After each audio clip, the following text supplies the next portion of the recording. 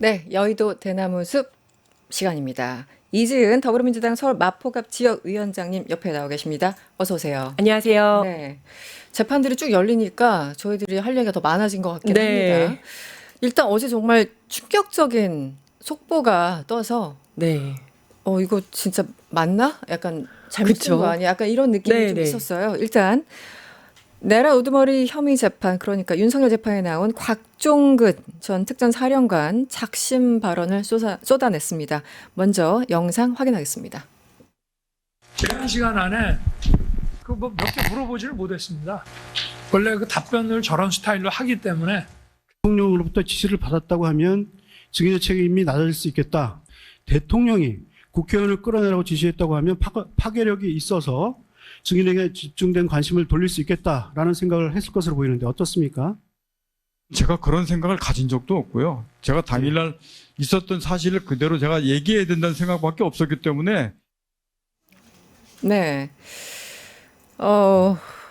어제 그러니까 한 3, 4개월 동안 재판에 아예 안 나오던 네. 윤석열이 지난 10월 말부터 갑자기 모습을 드러낸 이유가 사실은 곽종근 사령관 때문이다, 이런 분석이 좀 있었잖아요. 네네. 일단 거기에는 동의하시나요? 그런 분석에는? 그럴 수도 있을 것 수도 같습니다. 있다. 왜냐하면 곽종근 전 사령관이 본인에 대해서 계속해서 굉장히 불리한 진술을 많이 했었고, 네. 그러다 보니까 다른 거는 얘기를 하지 않더라도 곽종근 전 사령관의 진술의 신빙성을 좀 떨어뜨려야 되겠다라는 네. 생각을 했던 것 같아요. 네. 그리고 아까 그 화면에서 보셨다시피 항상 저런 식으로 얘기를 한다. 뭐 말이 많고 막 이런 식으로 네. 말을 좀 믿을 수가 없고 계속 말이 바뀐다. 이게 곧 이제 신빙성을 떨어뜨리려는 의도거든요. 네. 저런 이야기들을 계속 하고 있습니다. 윤석열이. 어제 지금 저희는 이제 화면에는 준비를 못했습니다만 한동훈 총으로 네. 쏴서라도 죽이겠다라고 곽종근 사령관이 언급을 했어요. 그래서 네. 저는 곽종근의 어떤 발언을 이제 그 신뢰성을 떨어뜨리기 위해서 본인이 직접 와서 뭔가를 할 거라고 생각했던 것 같은데 네네. 오히려 더 화를 돋구는 상황이 돼버렸습니다. 맞습니다. 좀 설명을 해주시면 어떨까요? 네, 그래서 저는 윤석열이 제발등을 찍었다. 그러니까요. 이렇게 생각을 하는데요. 네. 당시 어떤 상황이었었냐면 윤석열이 법정에서 곽종근 전 사령관을 거의 취조하듯이 신문을 했었습니다. 취조하듯이? 네, 네. 그러자 이제 곽종근 전 사령관이 참다 못해서 나온 발언 이렇게 보였었거든요. 곽종근 전 사령관이 10월 1일 국군의 날 저녁 식사 자리에서 비상시국 관련한 언급하는 걸 들었다, 이렇게 얘기를 했어요. 그랬더니 윤석열이 그때는 뭐 생일이지 않냐, 네. 뭐 국군의 날이니까 생일이지 네. 않냐, 시국 상황 얘기할 것도 아니고 그때 술도 많이 마셔서 뭐 그런 얘기 할 거 아니었다, 네. 이런 식으로 얘기를 했어요. 뭐냐면 곽종근 전 사령관의 말은 믿을 수가 없다. 술도 많이 마시지 않았냐, 이렇게 얘기를 한 건데, 그랬더니 곽종근 전 사령관이 아니다, 나는 다 기억하고 있다라는 뜻에서 이야기를 하는데 한동훈과 일부 정치인을 호명하면서 잡아와라, 그러면 총으로 쏴서라도 죽이겠다 라는 발언을 했다라고 네. 거기서 이제 발언을 한 거죠. 거의 폭로를 한 거죠. 그렇죠. 그러니까 윤석열이 과하게 발언을 하니까 반격을 했다, 이렇게 보였습니다. 아니, 저는 어저께 그 워딩들을 보면서 도대체 윤석열은 무슨 얘기를 하는지 모르겠는 거예요. 그러니까 상대방의 발언의 어떤 신뢰성을 떨어뜨리려면 거기에 맞는 질문과 이런 대꾸가 필요한 거지 않습니까? 맞습니다. 예. 그런데 워딩이 이런 거예요. 관전의 주거 공간에 있는, 보통 주거 공간이라는 표현도 쓰지 않잖아요. 네네. 굉장히 자극적인 표현인데, 관전의 주거 공간에 있는 식당으로 가지 않았느냐. 일단 집이었다. 네. 식당이었다. 그러니까 다른 사무실이 아니었다. 이런 얘기를 하고 싶은 것 같아요. 그러면서 본인이 얘기해요. 8시 넘어서 오셨고 앉자마자 소맥 폭탄주 돌리기 시작하지 않았냐. 본인이 먼저 얘기해요. 우리 술 네네. 만취했다라는 네. 걸 강조하기 위한 거죠. 그리고 더 웃겼어요. 내가 술을 먹다가 안주 떨어지고 냉장고 가서 뒤져다가 가져오고 그랬던 거 기억이 없느냐. 이런 질문을 왜 하는 거예요, 이 순간에. 그랬더니 곽사령관이 전 취하지 않았다라는 뉘앙스에서 이렇게 했죠. 나는 당시 기억합니다. 김치가 있었다. 네. 김치가 맛있었던 기억이 있었다. 이런 얘기. 그러니까 이 안주가 떨어지면 냉장고 가서 뒤져다가 가져오고 그랬던 거 기억이 없느냐, 이 질문은 내가 너한테 그렇게 잘해줬는데 이 얘기를 하고 싶었던 거거든요. 그러니까 입 다물어. 저는 이렇게 느꼈어요. 저는 이제 이게 저는 일단 모든 걸 떠나서 국군의 날을 대통령과 장관과 장성이 모여서 이렇게 소맥 돌리고 안주 떨어지고 뭐 이런 소리 하고 있었다는 게 진짜 너무 그러니까요. 참담하고 한심하게 느껴지는 거예요. 그래서 이제 이거겠죠. 본인은 나는 그 상황을 다 기억한다. 그러나 술 많이 돌아갔으니까. 그러니까 본인의 말에도 일관성이 없는 겁니다. 네네, 앞뒤가- 술 많이 마셨다라는 거는 너 잘 기억 못하지 않냐라는 이야기를 하고 싶은데 나는 또 기억을 기억한다. 한다. 그래서 내가 그러니까 아주 구체적으로 난 기억한다. 그 얘기를 하고 싶은 겁니다. 근데 이제 가장 충격적인 거는 한동훈을 뭐 호명하면서 잡아와라. 총으로라도 쏴서 죽이겠다. 이런 말을 했다는 거 아닙니까? 그렇죠. 근데 저는 이걸 딱 들으면서 완전 윤석열의 어투인데 예, 언어 습관으로 볼 때 상당히 신빙성이 있겠다. 이런 네. 생각이 들었어요. 그렇군요. 그러니까 지금까지 얘기할 때 총칼 과격한 언어들을 되게 많이 썼었거든요. 김성원한테도 그랬었고. 맞습니다. 네. 그래서 계엄 때 총을 쏴서라도 문을 부수고 들어가라. 지시를 했고, 근데 문짝을 부숴서라도 끌어내라라는 네. 얘기했었고, 그다음에 윤석열 체포하려고 하니까 경호처 직원들한테 총 보여줘라, 총 안 되면 네. 칼로라도 뭐 막아라 이런 얘기를 했고, 또 이번에는 총 쏴서라도 죽이겠다 이렇게 얘기를 했다는 거잖아요. 네. 근데 이 증언을 다 다른 사람이 한 거예요. 네. 각자 다 다른 사람이 이런 거의 유사한 언어 구조, 윤석열의 언어 구조로 이야기를 한 거거든요. 딱 들으면 아 이거 윤석열 발언 맞네 이런 맞습니다. 느낌이 드는. 그러니까 네. 총칼 등 과격한 표현을 사용하고 목적 달성하기 위해서는 극단적 방법이라도 쓰라는 건데, 그러니까 뭘 해서라도 뭘 해라 이런 표현을 계속 쓰거든요. 언어 구조가 똑같아요. 그러면 기본적으로 과격하고 허세가 좀 들어 있고 네. 뭐 이제 이런 발언들을 보면 이게 딱 윤석열의 언어 습관이구나, 말하는 그 어투구나라는 네. 게 딱 느낌이 오더라고요. 그래서 저는 이게 한동훈 체포조를 운영했던 그 근거가 될 수도 그렇죠. 있겠다라는 네, 네. 생각이 들었어요. 그리고 이런 말을 주변에 많이 했을 수도 있겠다. 그래서 이런 표현을 했는지를 이제 특검에서 계속해서 좀 조사하는 것도 좀 필요하다고 봅니다. 그러니까 이게 이제 그렇다면 사령관이 왜 그동안 변호인 측에서는 그런 겁니다. 윤석열 변호인 측에서는 왜 그동안 조사에서 말하지 않았는지 이해가 안 간다. 새로운 말씀을 뭐 많이 한다 이러면서 굉장히 이제 반박하는 상황이었는데 아마도 추측건데 곽종근 사령관은 그래도 어떤 최소한의 연민이 있어서 정말 맞습니다. 최소한의 연민이 있어서 이런 얘기까지는 안 하고 꾹꾹 참아왔던 것 같아요. 그런데 맞습니다. 어제 윤석열의 태도를 보고 네. 내가 이럴 필요가 없겠다라고 약간 자포조기한 느낌? 그러니까 인간으로서 얘를 이제 정말 난 더 이상 다 하지 않겠다라는 생각을 하지 않았으면 이런 얘기까지 안 했을 것 같긴 한데. 맞습니다. 네. 그리고 저도 정확하게 그렇게 생각을 하는데, 그러니까 일단 상사에 대한 발언이고 자기를 뭐 승진시켜주고 막 했던 상사지 않습니까? 그렇죠. 그리고 12월 3일날 있었던 그 계엄에 대해서만 이야기를 하면 되지. 이건 10월 1일 훨씬 전이니까 네. 굳이 그런 얘기를 할 필요가 있었을까라고 네. 생각했을 거예요. 그리고 그리고 중요한 단서긴 합니다. 네, 근데 이 조사 시점으로 돌아가 보면 이미 탄핵되기 전에 이제 곽종근 그렇죠. 사령관의 조사가 쭉 이루어졌습니다. 그때만 하더라도 윤석열이 이렇게 이상한 짓을 했을 거라고는 생각을 못 했을 거예요. 근데 지금까지 쭉 보면서 재판에 한 번도 안 나왔지, 계속해서 모든 책임을 부하들한테 미루고 있지, 그다음에 심지어 자기한테도 막 말도 안 되는 얘기를 하면서 다 미루려고 하고 있는 거 아닙니까? 여기서는 도저히 내가 못 참겠다. 내가 들었던 얘기 다 하자라고 이제 폭발을 좀 했던 것 같아요. 네. 근데 어저께 윤석열의 발언을 들으면서 나라도 정말 화가 났겠다 네. 생각이 들고 이 사람은 도대체 그 법률가로서 살아온 사람 맞나? 저게 본인한테 도움이 된다고 생각하나? 저는 그러니까 판단 능력을 완전히 상실한 게 아닌가라는 생각까지 잠깐 해봤었거든요. 저는 뭐 아무 생각이 없을 거라고 생각을 하고. 김 여사 그 호칭 안 썼다고 버럭했다는 거 아니에요? 맞습니다. 그래서 이 네, 심리적으로 굉장히 뭐 당연히 그렇겠죠. 네. 굉장히 안정적이지 않은 불안정한 상황일 것 같고요. 그래서 이제 그렇게 딱 본인이 취조하듯이 얘기를 하고 그때 반격을 하니까 굉장히 당황하고 반박을 한 듯이, 못했어요. 예, 헛웃음을 아, 웃었습니다. 맞아요, 예, 맞아요. 헛웃음을 웃었습니다. 근데 이제 윤석열 굉장히 당황했을 텐데 만약에 정말 단 한 번도 그런 말을 하지 않았다면 자동적으로 반박을 했을 거예요. 그렇죠. 무슨 말도 안 되는 소리를 네네네. 하냐. 근데 그 순간 반박을 못했던 거는 저는 두 가지 이유일 거라고 생각해요. 첫 번째는 그날 술을 많이 마셔서 분명히 기억이 안 날 것이다. 보통 기억이 안 날 정도로 술을 마셔가지고 거의 들려간다고 들었었거든요. 그렇죠. 술을 그렇게 잘 마시는 스타일도 아니라고 합니다. 많이 마시는 거랑 잘 마시는 거는 다른 그렇죠. 거니까. 항상 네. 죽을 때까지 마신다고 그러니까요. 들었거든요. 기억이 안 날 것이다. 두 번째는 그 자리인지 아닌지는 모르겠지만 어디선가 그런 말을 하긴 했을 하긴 것이다. 했을 것이다. 그래서 머릿속으로 내가 이거 그때 어디서 얘기했나? 했지? 그때 있었나? 그때 누구 있었지? 막 이 생각하느라고 바로 대답이 안 나왔을 거예요. 본인 당황했을 거고 네. 두 번째로 변호인단도 굉장히 당황했을 그런 것 겁니다. 같아요, 어제. 보통 이제 주신문 반대 신문을 하는데 미리 다 써서 쓴 대로 질문을 읽거든요. 그러면 예측 가능한 그 상황 그 안에서 이제 질문과 공방이 이어지게 되는데 이제 윤석열은 자기가 직접 이제 신문을 하겠다고 했고 논의되지 않은 내용들이 막 나왔고 네. 알지도 못한 내용들이 막 나온 거예요. 네. 굉장히 변호사들도 당황을 했을 것이다. 아. 이런 생각이 들었습니다. 그런 가운데 한덕수 전 총리에 대한 재판도 열렸습니다. 저희들 영상 한번 확인하고 오겠습니다. 이는 최상목 전 장관이 피고인에게 왜 반대를 안 하셨습니까? 50년 공직 생활을 이렇게 마무리하려고 그러십니까? 라고 말하는 것을 들었다라고 진술하셨는데 맞습니까? 제 표현이 상당히 강해서 이 양반 굉장히 세게 얘기하네 뭐 그런 느낌을 가지면서 제가 들었기 때문에 기억을 하고 있습니다. 증인은 최상목 전 장관이 이상민 전 장관에게 네.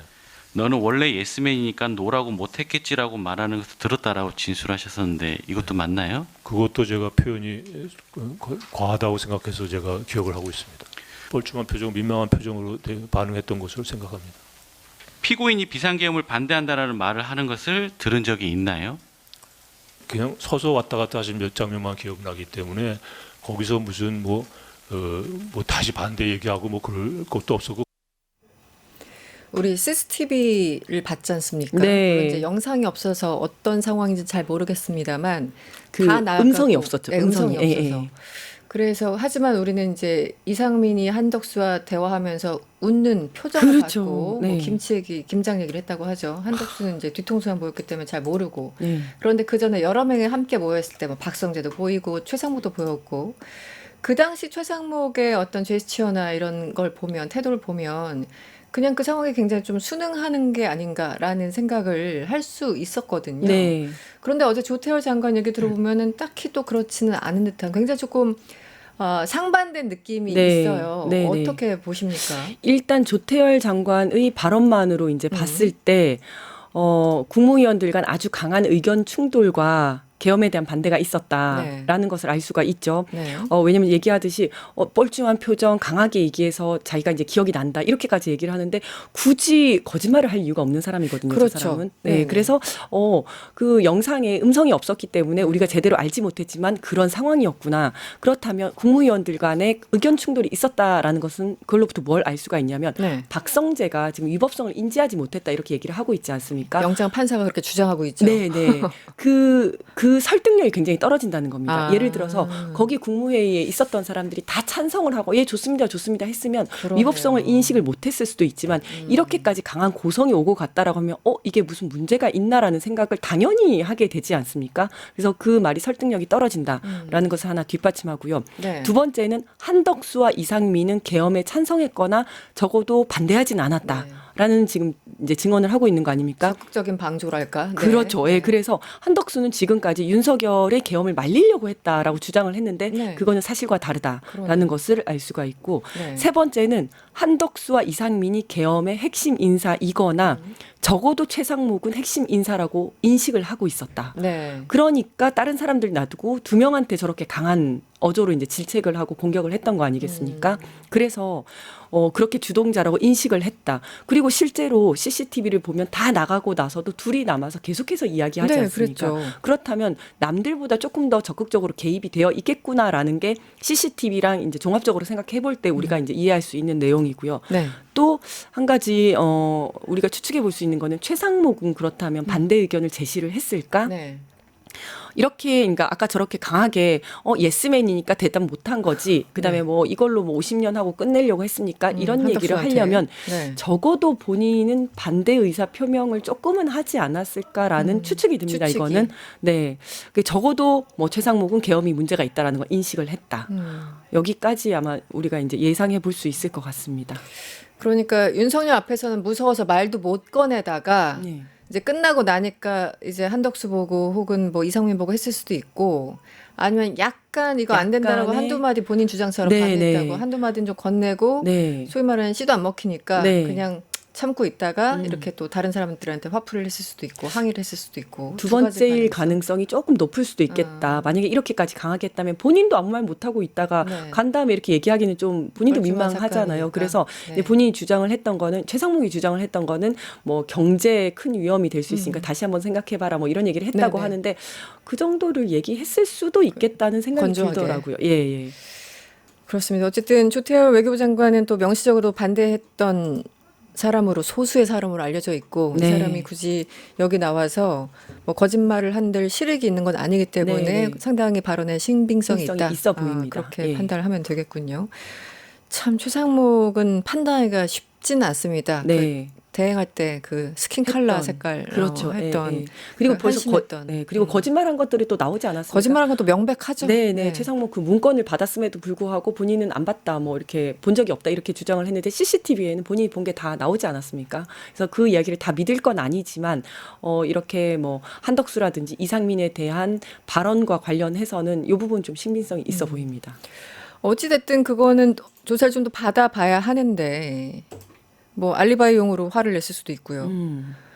그러니까 제가 예전에도 이제 위원장님 만날 때마다 아니 뭐 한덕수, 박성재, 이상민은 기본이고 네. 디폴트 값이고 네. 최상목도 권한대행까지 하고 개인 욕심 부렸던 거 아니에요. 사실은 네, 네. 대통령 된 것처럼 그렇죠. 엄청 행복해 보였었지 네, 않습니까? 네. 저 사람이 진짜 반대했을까라는 생각이 들었잖아요. 네. 그리고 탄핵 사실 반대했었죠. 음. 뭐 그러니까 임명을 뭐 일부만 하는 선에서 여러 가지 그렇죠. 헌법재판관. 정말, 네, 네. 헌법재판관. 헌법재판관.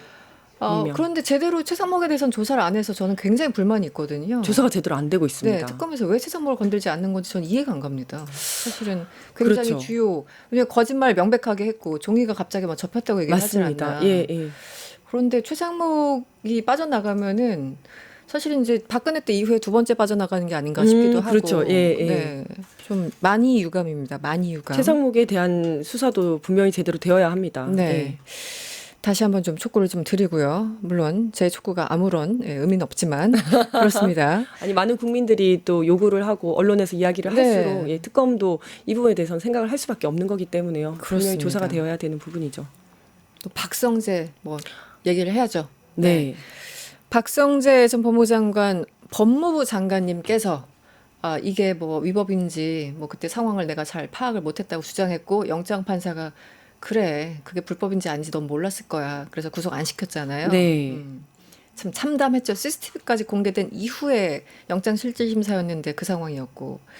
그런데 그 이후에 어제 또 JTBC에서 단독을 했나 봅니다. 신용혜 전 당시 교정본부장으로부터 구치소 수용 현황 문건을 메신저로 보고받은 뒤에 삭제한 사실이 드러났습니다. 네. 그런데 그뿐만 아니라 박 장관한테 보고를 한 이후에 제목이 바뀌었는데 기존에는 구치소 수용 현황이었잖아요. 네. 이게 포고령 위반 구금으로 바뀌었다고 합니다. 이 보도에 맞습니다. 따르면. 네, 네. 이거는 좀 더 명백해 보이네요. 맞습니다. 상황이. 일단 그 이제 구치소 수용 현황 문건을 받았다가 이걸 삭제했다는 네네. 거는 이게 문제가 있다는 거 본인도 인지를 했다는 그랬죠. 거잖아요. 네네. 그래서 증거를 없애려는 차원에서 삭제가 된 거고 요거 이제 기존에 나왔던 내용이고 네. 이제 어제 나온 거는 제목에 포고령 그렇죠. 위반 구금이라는 게 들어갔다는 내용인데 네.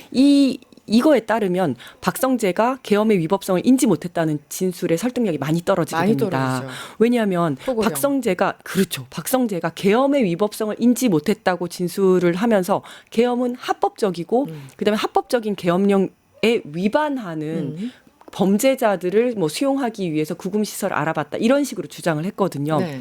그리고 포고령은 계속해서 포고령은 나중에 알게 됐다. 네. 포고령은 뭐 법무부 회의 중에 알았다라고 이야기를 하는데 이렇게 포고령을 늦게 알았다라고 자꾸 주장을 하는 이유가 뭐냐면 네. 법률가라면 그리고 법률가가 아닌 국민이라도 포고령을 보면 그거는 불법이라는 것을 불법이잖아요. 모를 수가 네, 없거든요. 1번부터. 네. 그렇죠. 그래서 정치를 다 못하게 하고 정치하는 모든 국회의원 가둬도 된다라는 내용이 거기 담겨져 있기 때문에 의사 처단한다까지. 그렇죠. 있는데. 의사 처단한다 이런 내용까지 있고 그래서 그거를 보고도 계엄이 합법인 줄 알았어라고는 본인도 주장을 못하는 거죠. 그래서 포고령을 늦게 알았다라고 계속해서 주장을 하고 있는 건데 지금 이 제목에 포고령 위반 구금이라는 단어가 들어가 있다는 거는 네. 그 시간에 이미 포고령이라는 인지하고. 것이 있구나. 그리고 이 포고령은 어떤 내용이고 여기에 위반되면 구금을 하겠다. 즉 모든 정치인을 잡아 가두겠다라는 걸 본인이 인지하고 있었다라는 것을 알리는 것밖에 안 되는 거거든요.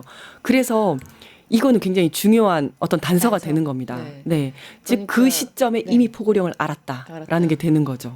그러니까 포고령을 당연히 봤을 테고 법무장관이고 제일 먼저 도착한 사람이잖아요. 맞습니다. 윤석열 갖고 예. 가장 먼저 가고 당연히 법무장관이니까 법리적인 검토를 했겠고 윤석열이 다시 한번 점검하고 물어봤겠고 네. 포고령 보자마자 이건 위법하다는 걸 인지하면서도 못 본 채 한 거죠. 그렇죠. 예, 그냥 예. 윤석열이 한다니까 그냥 따라줘야지. 맞습니다. 음. 그리고 이제 본인 욕심이 더 있었을 수도 있죠. 이번에 계엄이 성공하면 본인도 뭘 하겠구나. 한 자리 더 하겠구나. 네, 그러고 자기에게 또 뭔가 포상 같은 뭐가 승진을 뭐 더 이상 승진할 거 없겠지만 하여튼 뭐 뭔가가 있겠구나 이런 생각을 했을 겁니다. 그리고 또 이자들은 하나가 장관까지 했으면 됐지 뭘 더 바라는 겁니까? 맞습니다. 그리고 또 하나가 포고령이 네. 나온 지 2분 만에 교정본부장이 네. 밑에 사람들한테 그 수용이 얼마나 될 수 PC 있는지. 네. 그렇죠. 3,600명. 네네. 그걸 이제 지시를 했다는 거거든요. 네. 2분 만에 했다라는데 이게 설마 포고령을 보고 그 순간에 2분 동안 모든 생각을 다 정리를 해가지고 어떤 지시를 해야 되겠다라고 해서 지시를 했다고 생각하기에는 너무 말이 안 되잖아요. 긴박한 시간이었고. 그렇죠. 그러니까 이미 다 알고 있었을 있었다. 것이다. 그래서 이미 몇달 포고령 전이라도. 내용도 교정본부장, 그러니까 장관 통해서 교정본부장까지 다 공유가 된 상황이었었고, 자 그러면 곧 포고령 내릴 테니까 그러면 바로 지시를 해라 이런 얘기까지 이미 다 된 게 아닐까라는 네. 의심이 드는 거죠.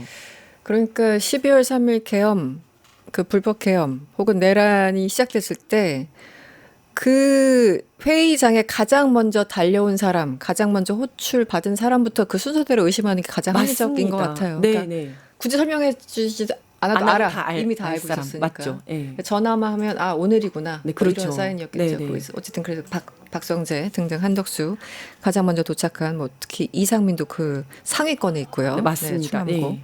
그런 상황입니다.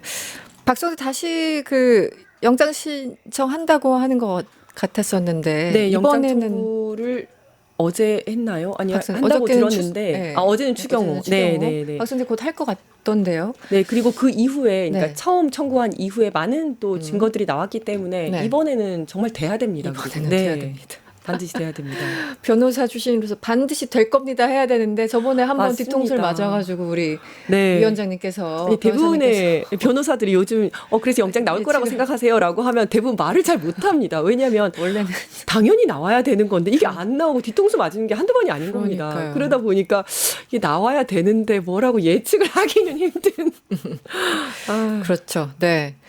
우리가 한 5분 정도 남았는데요. 추경호 얘기를 좀 하겠습니다. 드디어 혹은 결국은 네. 여러 가지 부사를 쓰겠습니다. 결국은 추경호 전 국민의힘 원내대표 당시 12월 계엄 당시 원내대표 굉장히 수상했죠. 굉장히 네. 수상했고 많은 그 동료 의원들도 아마 진술을 했을 겁니다. 뭐 조지현 의원 등등 가서 소환 조사를 이제 받았죠. 네. 참고인으로 조사를 받았겠죠. 그리고 23시간 동안 조사 및 뭐 23시간 동안 어쨌든 있었어요. 특검 조사 받고. 그리고 며칠 뒤에 바로 어제였죠. 구속영장을 청구를 청구했습니다. 했습니다. 네. 추경호 원내대표 같은 경우도 딱 떨어지는 게 여러 장면들이 있지 않습니까? 네. 네. 이 특검 입장에서는 어떤 부분을 가장 어필하면 좋을까요? 네. 네. 일단 이제 추경호 전 원내대표는 계엄 선포 이후에 비상의원총회를 소집하면서 장소를 국회 당사 이렇게 3번을 바꿨습니다. 네네. 1시간 반 동안. 맞습니다. 네. 그래서 다수의 국민의힘 의원들이 그 계엄 해제 의결에 참석하지 못했다라는 게 하나가 있고, 그렇죠. 그래서 계엄 해제 의결에 참석하지 못하게 하려고 이렇게 왔다 갔다 헷갈리게 한 거 아닌가라는 의혹이 하나가 있고, 네. 두 번째는 계엄 선포 직후에 홍철호 전 정무수석, 한덕수 전 총리, 윤석열 이렇게 차례로 통화를 했어요. 그러다 보니까 그러면 당연히 뭐 군인들부터 시작해서 경찰 모든 뭐 그다음에 소방까지 해서 다 전부 다 동원을 했는데 네. 여당 국회의원들한테 여당 차원의 어떤 역할을 부여하지 않았겠습니까? 여당 의원들은 이걸 해줘야 돼라고 얘기를 했을 텐데 그거를 받아서 수행을 하지 않았을까라는 이제 두 번째 이제 의혹이 있는 거거든요. 네네. 근데 요청, 여기 그러니까 특정한 역할을 요청받았을 것이다. 당연히. 네, 부여받았을 네네. 것이다. 그리고 그것을 어느 정도 수행을 했을 것이다.